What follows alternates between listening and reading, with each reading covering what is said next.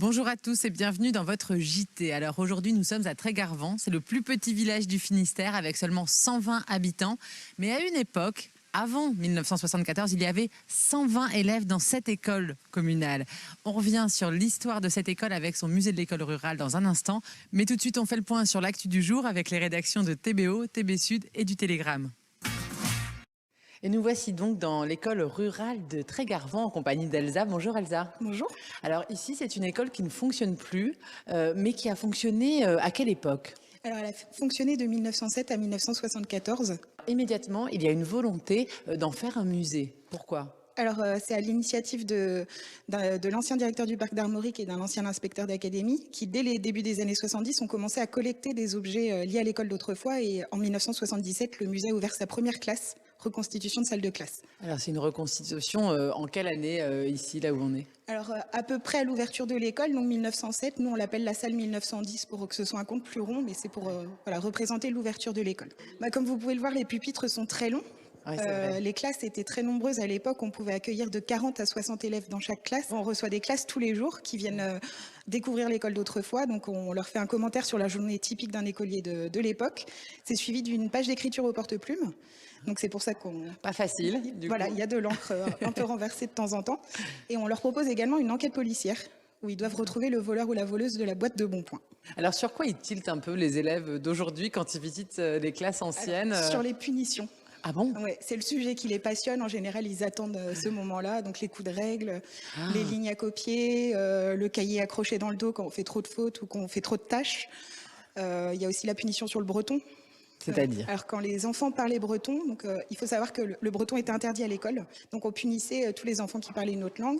Donc, on leur mettait un collier autour du cou qu'on appelle le symbole ou la vache. Le premier enfant surpris à parler breton se faisait remettre le symbole par l'instituteur. Et ensuite, s'il entendait un autre enfant parler breton, il lui passait le collier. Donc, le collier passait de tête en tête toute la journée. Et c'était uniquement le dernier enfant qui porte le collier à 16 h, à 4 h, qui était puni. Et il devait copier 100 fois « Je ne parlerai plus breton » à l'école. Donc il y a cette salle et vous parliez d'une autre salle Alors on a une salle reconstituée dans les années 70, donc à la fermeture de l'école. Donc on voit vraiment que les méthodes pédagogiques ont changé, le mobilier est différent. Il y avait beaucoup moins d'enfants dans les classes. Et donc vous voyez ici, il y a une estrade. À l'époque, en 1910, elle était là pour être au-dessus des enfants, pour pouvoir les surveiller.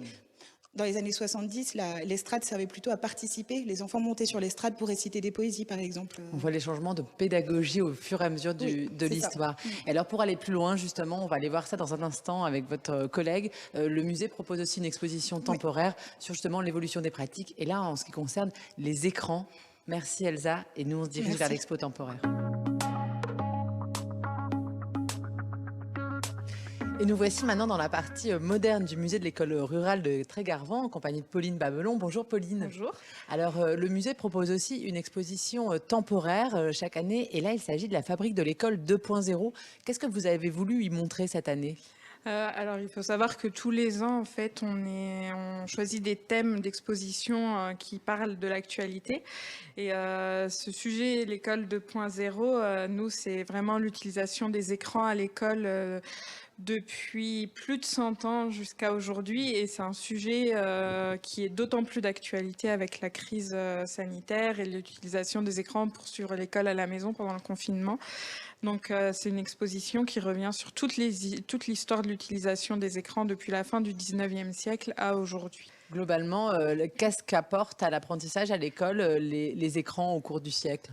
Alors, il y a plusieurs raisons d'utiliser les écrans. C'est les images, c'est pour montrer autre chose que ce que les enfants voient au quotidien, pour découvrir d'autres choses. Il y a le côté aussi un peu plus ludique d'utiliser des écrans à l'école et donc de faire découvrir le monde extérieur aux enfants.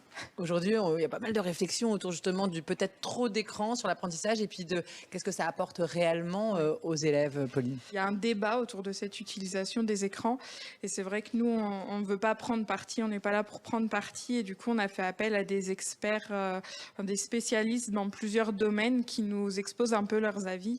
On a une médecin généraliste qui a fait une thèse récemment sur le lien entre l'utilisation des écrans et les troubles du langage chez les enfants. On a aussi un enseignant qui utilise beaucoup les écrans et qui défend un peu cette utilisation. Vous avez aussi travaillé une partie de cette exposition avec les élèves de l'école de Dinéol, juste le village d'à côté, Oui. la ville d'à côté. Est-ce que là, vous avez pu être surprise justement par le rapport des élèves à l'écran et les réflexions que les élèves ont sur ces techniques? Oui, c'est vrai que c'est une école alors c'est une éco-école.